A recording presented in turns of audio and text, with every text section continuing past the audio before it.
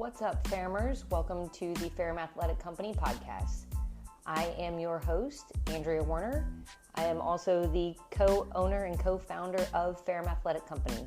If you would like more information on us, please visit our website at www.ferrumathleticco.com. And now, on to today's show.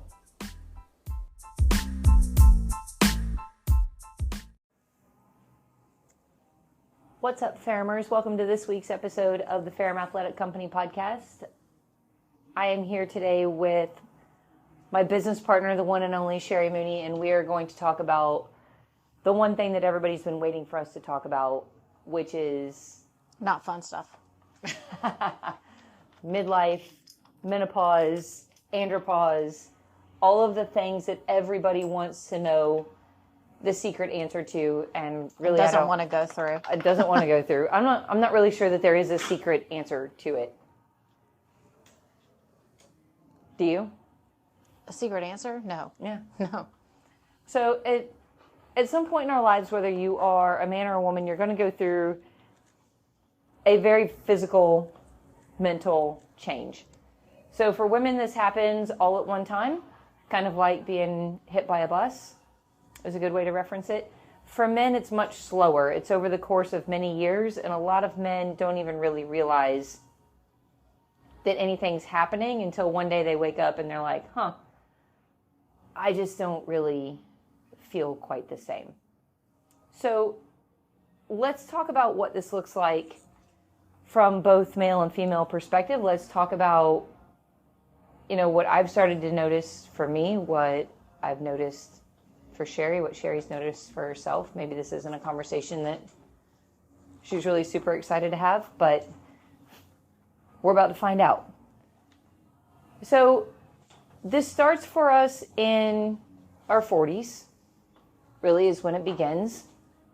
And for some women, it starts as early as mid-40s, sometimes closer to 50.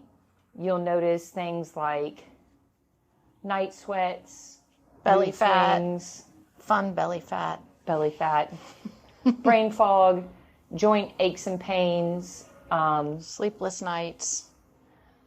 I feel like anger is a big one. Well, I have it on here. It's on my notes. Yeah, right here. Anger's a really big right one. Right You here. just angry, depressed, anxious, all the feelings, and then the doctor just wants to give you medication for. And you start to feel like something's really wrong with you. And all of this is hormone driven. And there really isn't what I would say an answer, like, hey, just take this and you'll feel better. It's a relatively new thing as far as the medical world is concerned, because back in the day, they just assumed that women had gone crazy and they just let you go crazy until you died, basically. Well, it's not necessarily a new thing. It's just they haven't studied it enough and have the right answers for people that are now seeing the problems and have more access to doctors to help with the problems. And the last time I went, I asked one of the male doctors in the practice that I go to, and I started talking about, the belly fat, like what's the deal? Like, my diet's the same, but I'm noticing some differences in my body. He's like, just get rid of carbs. And when I looked at him, I said, well, what's your definition of carbs? And he said, well, I still have small children at home and my wife buys all these snacks. So I said, get a lock and put them in a cooler and lock them so I won't eat them. So that's his definition of carbs. That's not the right definition of carbs. So it's not like I can get rid of that because that's not what I'm eating. No. My definition of carbs is maybe rice, potatoes, your fruits and vegetables, and that's stuff that you should not eliminate from your diet. Right. And so when I looked at him, and that's what I said, and he kind of looked at me, like a dog looking at you, like, what are you saying? He tilted his ears sideways. And he goes, and I said, well, when do these menopause signs just disappear? Like, I'm in menopause. What is postmenopause? He goes, you're in it. This is This is it. There's no getting out of it. This is what you're experiencing, and this is it. And his answer was, we just don't know enough. There's no premenopause, menopause, postmenopause. Once you're in it, this is how the rest of your life is. And the medical world isn't used to speaking to somebody that doesn't eat processed carbohydrates. Yeah. So I don't have to lock my food up. No. Well, I may have times where I go buy something, I need to lock it up. The modern American diet is full of processed carbohydrates and large amounts of alcohol and sodas. So usually the person that goes into the doctor's office has a really crappy diet and is being pumped full of some sort of medication to counteract their sedentary lifestyle and their crappy diet. Well, and that's where, is it habits or hormones really? So a lot of people, I believe it's more habits. So let's start and there. You can't blame it on hormones. Everybody wants to blame hormones for absolutely everything. Everything. Which your hormones, when you go through this menopause and andropause, yes, your hormones do change. There is no denying that. They absolutely change. Levels change. It will mess with you. However, your habits during that time and your lifestyle during that time become exemplified. Mm-hmm. They need to be spot on. So what you used to be able to do... That's what we need to talk about. Yeah, what you used to be able to do in your 20s... It doesn't work anymore. Doesn't work anymore. You cannot go out drinking for 6 days in a row and expect to have energy, be able to recover, be able to sleep at night, have six-pack abs, the whole night. It doesn't work. That doesn't work. You need something that's sustainable energy. So, number one, you can have mental clarity and focus, because that's one thing that goes away. So, if you're not eating and exercising for that, and you are doing the bad things, then that is going to be exemplified. So, we're talking about sustainable energy. So, what does that look like? As far as nutrition? Yeah, let's talk about that. So, in my opinion, it's eating not only the amount you're eating, but the quality that you're eating, and not snacking.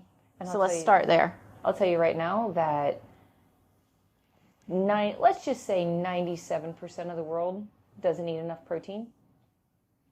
Yep. So, I mean, you hear this on tons of podcasts, and you get on Instagram, they say, don't diet, don't worry about your macros.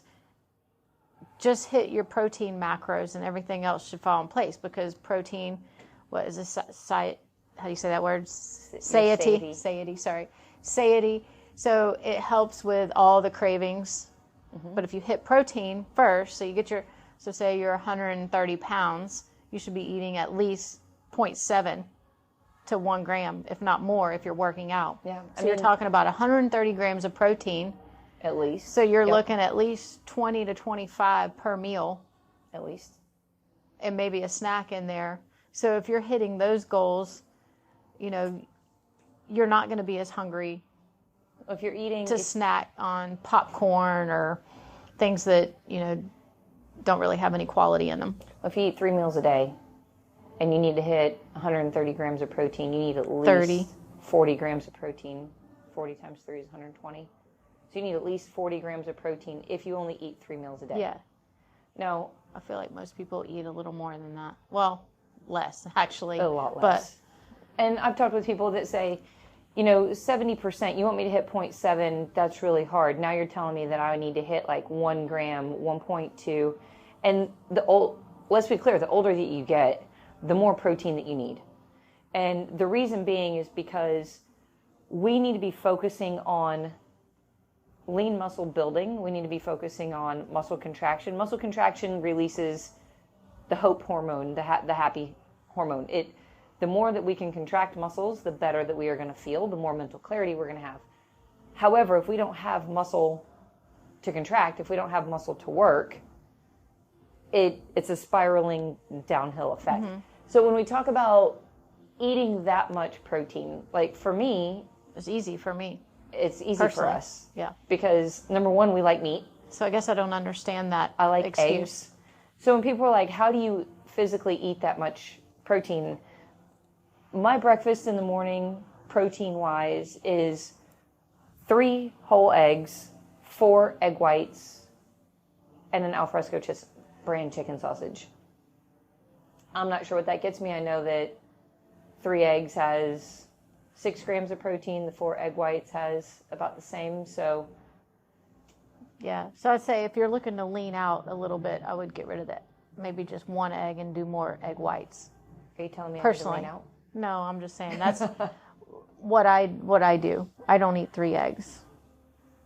And I do it because Yeah. if I don't do that, roughly an hour and a half to 2 hours later, I'm starving. Yeah. So you're looking at it. You're talking about more of a building phase. You and I are looking into build more muscle.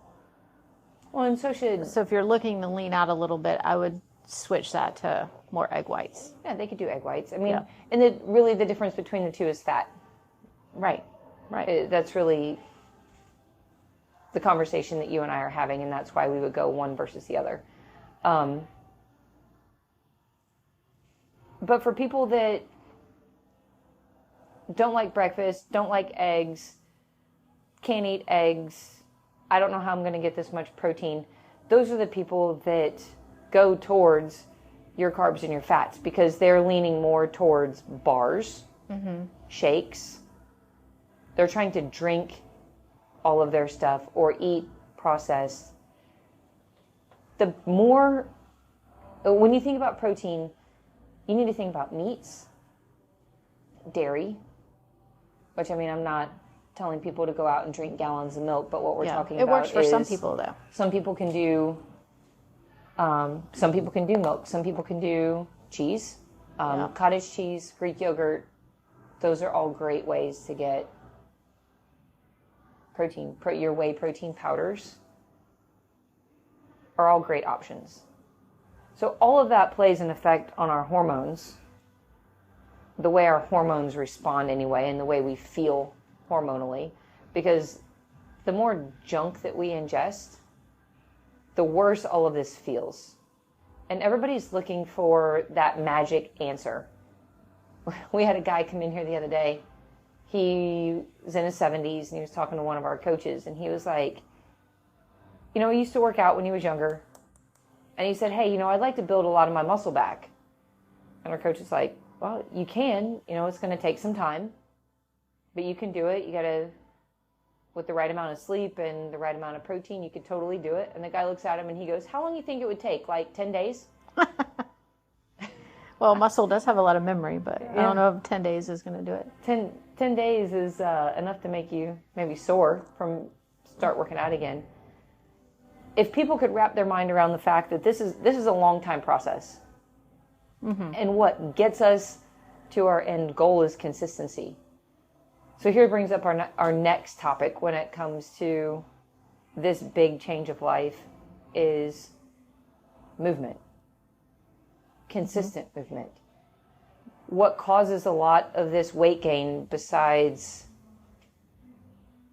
horrible dieting, poor sleep, is inconsistent movement. If people could move consistently every single day, it not only helps with weight loss, but it also stabilizes the blood sugar too. So, for one of my clients, stabilizing that blood sugar looked like going for walks after they ate a meal. At least 15 minutes. It brought the blood sugar back down. And going through menopause and andropause is a very stressful time. It's very stressful on your body. There's a lot of things happening during that time, and everybody gets stuck on trying to be 20 again.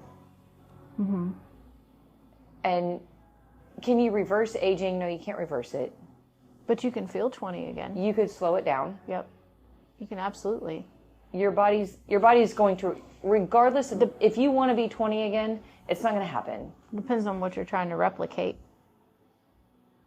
If you're trying to lift the exact same, let's say that you were super active, and I'll use an example of men that used to play football, because I've had a lot of conversations with these guys, and I hear it all the time. When I was 18 years old, I used to walk into the gym and unwarmed up, I could bench press 315 for multiple reps. Yeah. Now I can't hardly walk into the gym and bench press 135 without tearing a pec. Muscle tissue is different. You can't just walk into the gym and just do whatever you want like you did when you were 18.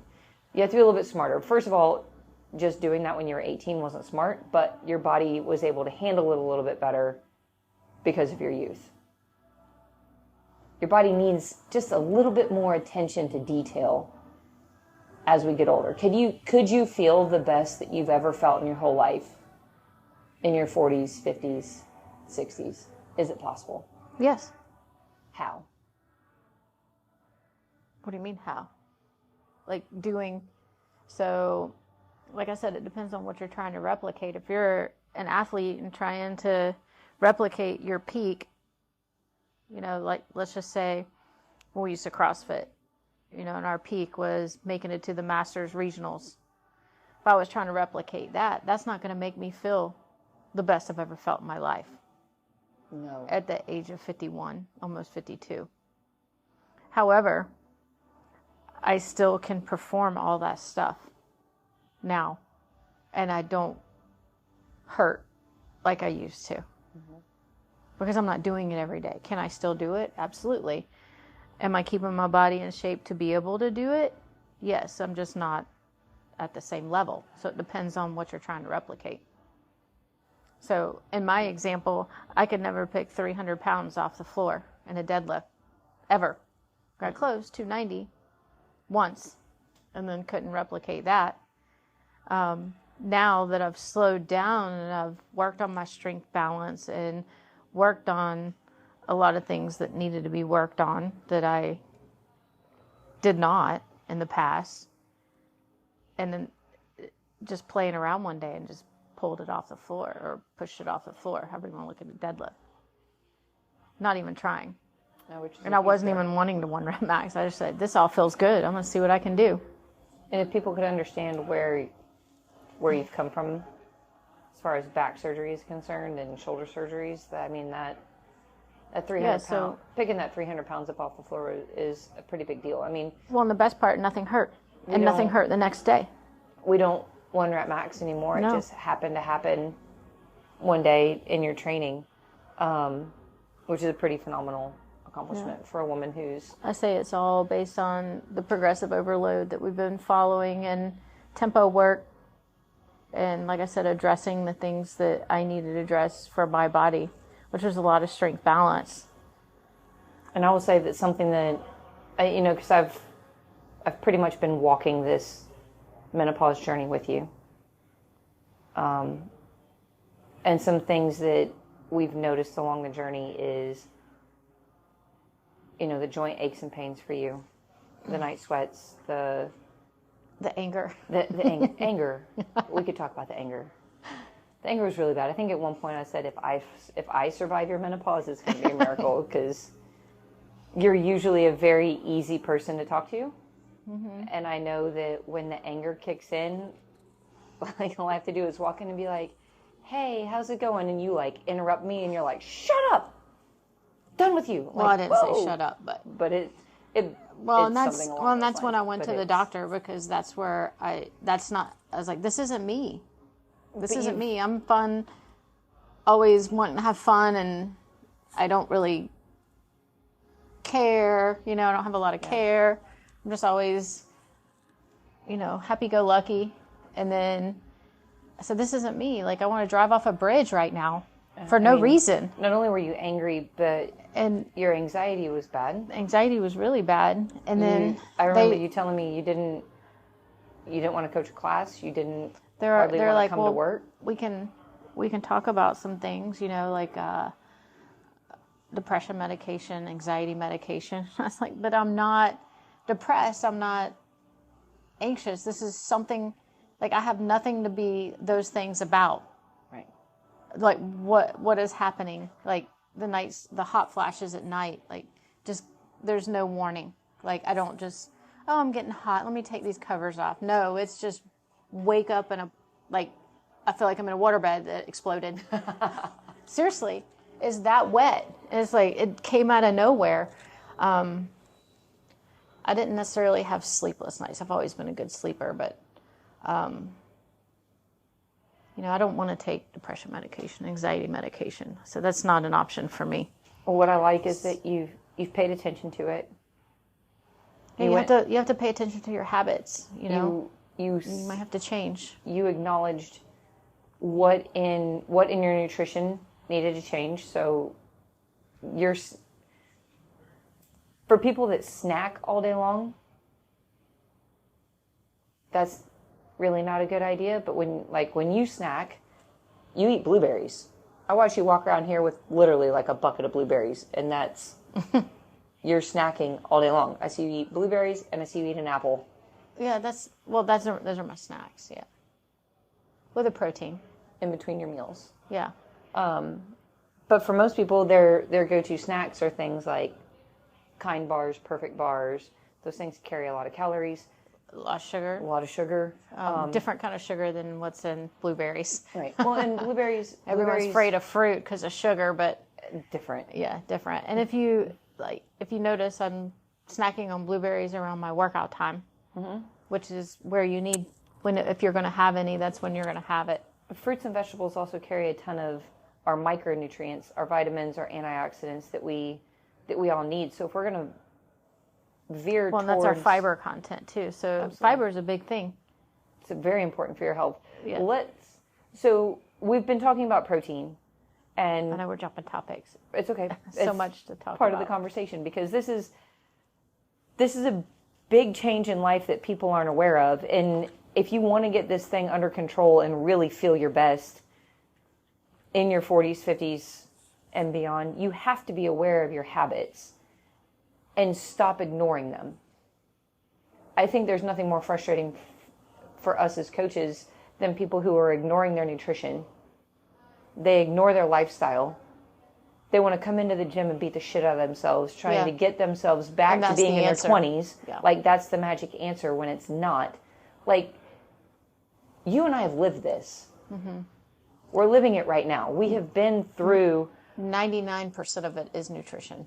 All of this. And 99% of it's nutrition. Yep. Not beating yourself up. And the other 1% I think that's why I feel better. Because I used to beat myself up. Yeah. And the other 1% of it is your lifestyle. Mm-hmm. Sleeping, stress. Mm-hmm. Your movement. Yeah.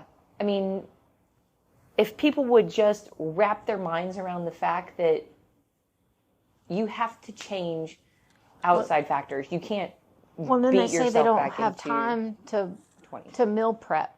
It's not really that hard. No, you just throw some stuff in the oven, go do some stuff, and then come back and get it back out of the... Yeah. It's if really you focus around your protein, like that's your planning, and then you just have sides. Like I usually do all my protein cooking on the weekends, and then my sides, green beans, fresh green beans in a pan with some sliced almonds as a side. I also bulk cook sweet potatoes and potatoes because my son eats a lot of them, but that's great for your carb. Mm-hmm. Your complex carb if you need it around lunchtime or after a workout. But definitely my vegetables, that's something you can cook 5-10 minutes. It's so easy. So meal prep shouldn't be made that hard. And all of this is in complementing. So when you went to the doctor, they did offer you an option, which you've been doing. Yes. Which is, we call it pellets. I'm sure there's an actual name for it. Well, it's hormone therapy. Yes. So HRT.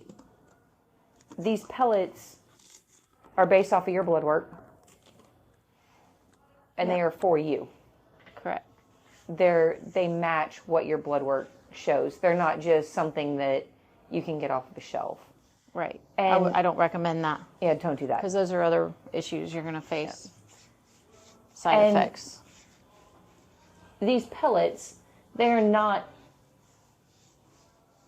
the magic pill that everyone's looking for. No, you still got to do all the stuff. You still have to do all the stuff. But I will say it does help with hot flashes. But the pellets are going to help you with your hot flashes. They're going to help you with your night sweats. My anger. They're going to help. Oh, definitely with your anger. Dear God. Yes. Yeah, they do. I can tell when they wear off. However, what they're not going to help you with is the belly fat, your energy, your muscle building, all of that stuff you have to work for. it doesn't just happen like, oh, I take these pellets, so everything's great. You still have to do all of the other work that goes along with it in order for you to truly feel your best. Yeah, I just can't have candy all day. Damn it. I know. The most important thing that both men and women can do is start to understand that they need to do resistance training to put on muscle mass. And eat good quality and enough food. Now, when I say muscle mass, I'm not talking about being a bodybuilder and being massive. I'm talking about just putting on lean muscle, because muscle is the organ of longevity. Helps with your joints. Helps with your joint joints. pain. All of that joint pain that everybody's been feeling going through this hormonal change has a lot to do with the fact that your connective tissue, you've now reached an age where your connective tissue is like screaming that it wants some attention. Mm-hmm. And if you just keep doing things like super heavy back squats or super heavy deadlifts, or the total opposite, you do nothing at all. Or long cardio sessions. Which long distance cardio, whether it's running, biking, swimming, whatever it is. And you can beat your joints up. Big time. You have to do resistance training. Yeah. Muscle. I think you and Betsy talked a lot about that. We did. But muscle is the key to feeling better in so many ways. Yeah, and if you have muscle, you can look at, like, what do I need to feed it? And that's where your protein comes in. So it all kind of has a game plan. Mm-hmm. But you do have to have a game plan. As we age, we have to be ready for the next chapter. We have to plan for the next chapter. Yeah, you do. You can't go backwards. No. You have So what happened, in your 40s might look different than your 50s for sure. Very much so. It has to. And what happened in your 20s and 30s definitely looks different than what you got going on in your 40s. You can be close to it. I haven't given up on that yet. Cheri Mooney, 26. Yep. Age 26. Yep. 26 for forever. Yeah. Happy birthday. So many people walk in here and you start telling them your story. They're telling you theirs. And they're like, I've got this going on. I've got this going on. I'm 50-something years old, blah, blah, blah. Or I'm 40-something years old. I'm 40-something years old. I'm 46 years old, and I've got this shoulder thing, and I've had this knee surgery, and I've got that going on. And you're like, so I'm 51. I've had 2 shoulder repairs, a labrum repair in my shoulder all the way around. I've had back surgery. I've had a torn labrum in my hip. 2 C-sections. 2 C-sections, and everybody's mouth just like hits the floor. Because number one, you don't look your age. Or act it. Or act it, that's for sure. See, that's part of it too. But nobody can believe all of the things that you've been through and what you're still capable of doing. And I wholeheartedly give you the credit that you've paid attention to what works and what doesn't work. Mm-hmm. You've paid attention to how you feel and how you want to feel. And when you don't feel the way you want to feel, you analyze it and you say, what am I doing right now that's not working towards how I want to feel? And I just made a post the other day about you and I being a product of our product. Because we live it, we learn it, we apply it, and then we share it with everybody else. And we've learned a lot of things the hard way. We've learned a lot of things that don't work. Mm-hmm. Tried a lot. We've learned that beating ourselves into the ground and the super high intensity doesn't work for a long, sustainable period of time. I mean, if one of us was still able to do it, we might say, oh, well, maybe the other one has a problem. But it happened to both of us equally. We lived it, we learned it. And I'll tell you, for me, what I've started to notice is when I start going too hard and my body starts getting too stressed, meaning I'm pushing my workouts too hard, I've got a lot of things going on in my life, I potentially am not sleeping to my best that I could be, the first thing that I notice is I feel super bloated. And if I dial it back a little bit, sometimes this happens, like my dad was just in town and I had to take 4 or 5 days off from working out. My body kind of reset itself and that bloated feeling went away. Your body's going to give you signs that it's stressed.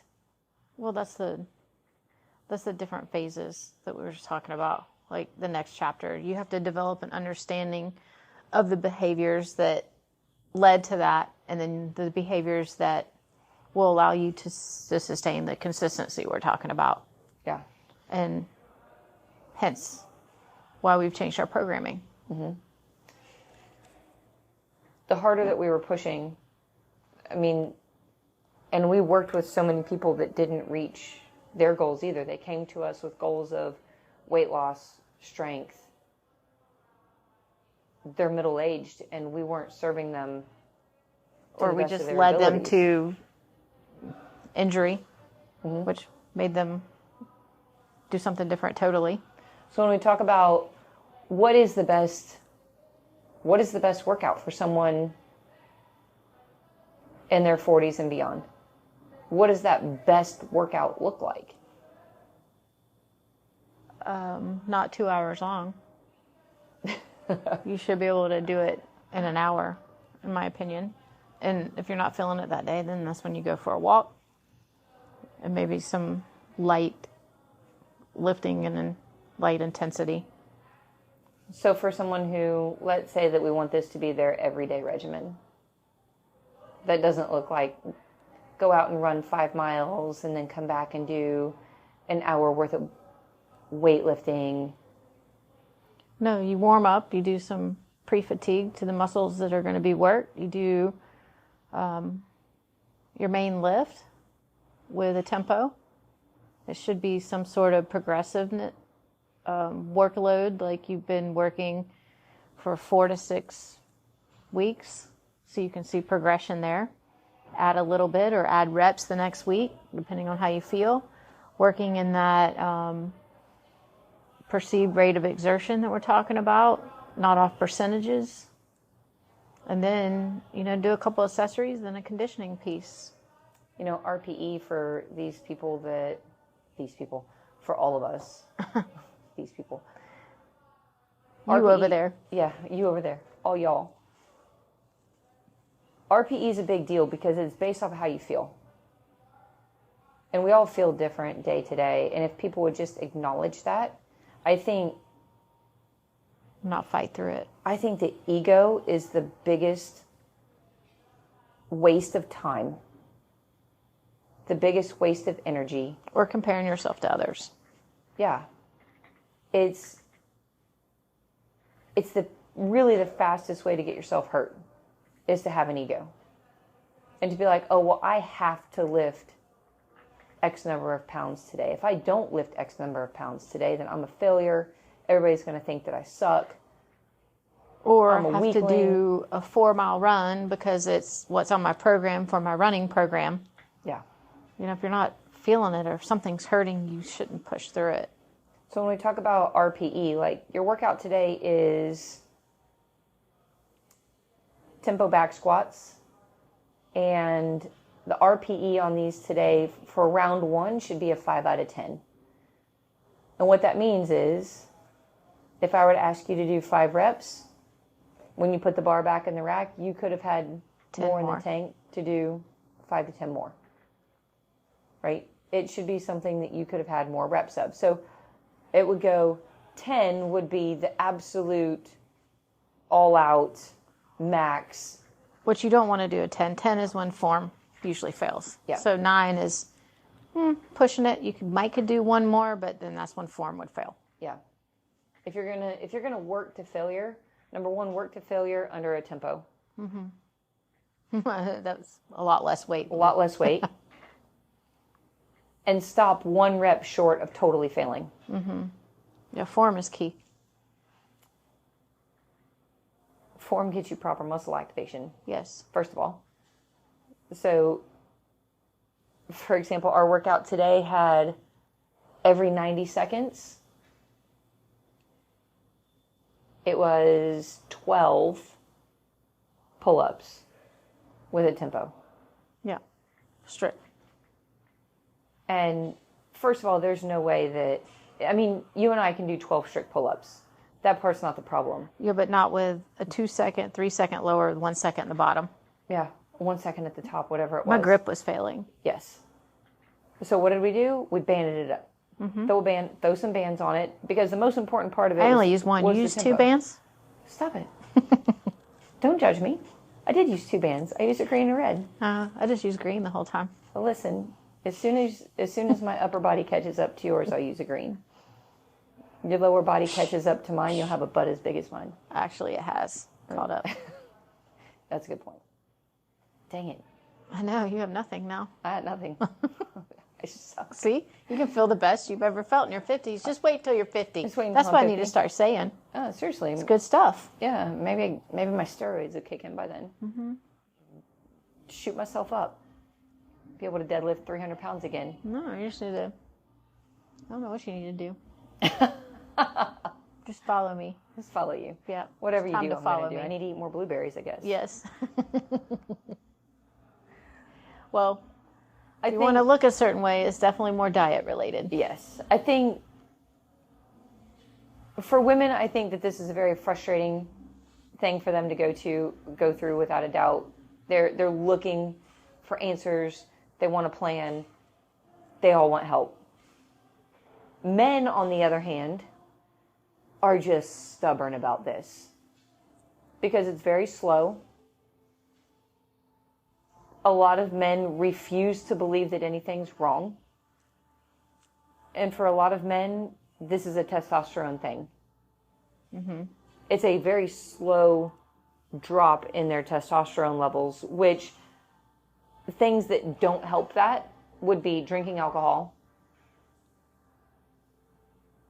poor quality sleep, Nutrition for sure, not lifting weights, especially if you're not listening to your coach when they tell you how much weight you should be lifting, you need to be lifting more weights, especially for men, because that's a big testosterone builder for men. The cardio aspect is just for your heart health. Mm-hmm. So if men could also be more aware of this, that they are going through a change of life as well, and stop fighting it and accept it.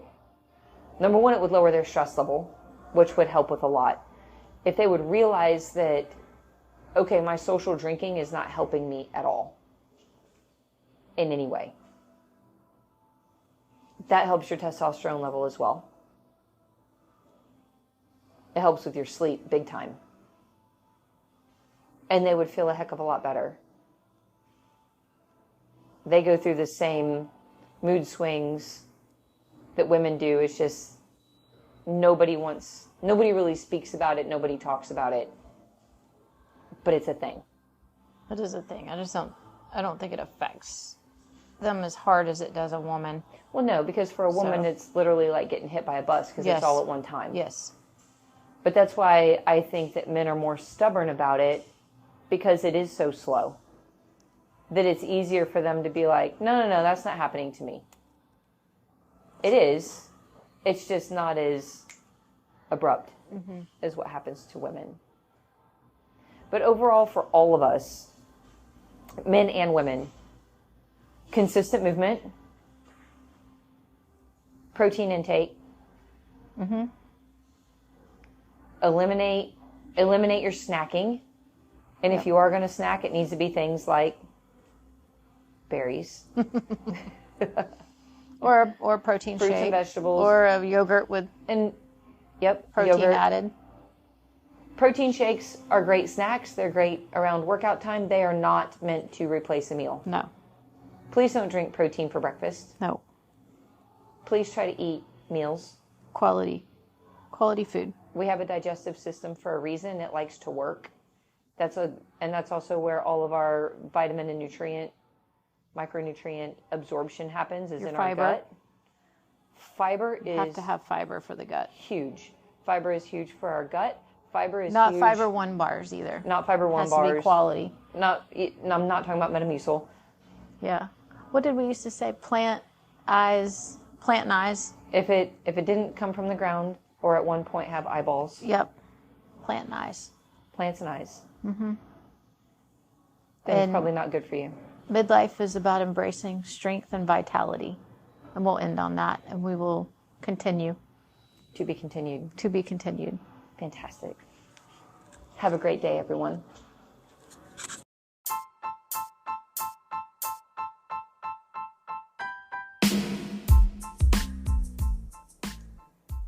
Thank you for listening to this episode of the Ferrum Athletic Company podcast. If you like the show, please leave us a review, share it with your family and friends, share it on your social media platforms. Our mission is to build better humans through the education of health and movement. If this resonates with you, please shoot us an email at forged@ferrumathleticco.com. Follow us on social media, Facebook or Instagram at Ferrum Athletic Co. And we will see you all soon. Thank you for helping us to build better humans.